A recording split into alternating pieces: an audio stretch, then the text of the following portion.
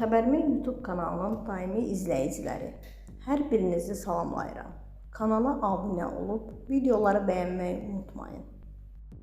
Xalq artisti Naibə Allahverdiyeva ikinci həyat yoldaşı ilə yenidən barışıb. Axşamaz xəbər verir ki, aktrisa bu haqda bir gün verilişində bildirib. O, kamera qarşısına həyat yoldaşı ilə birlikdə keçib. Qeyd edək ki, Naibə Allahverdiyeva 2016-cı ildə ikinci dəfə ailə qurduğunu demişdi. Aktrisa 2022-ci ildə ayrıldığını açıqlayıb.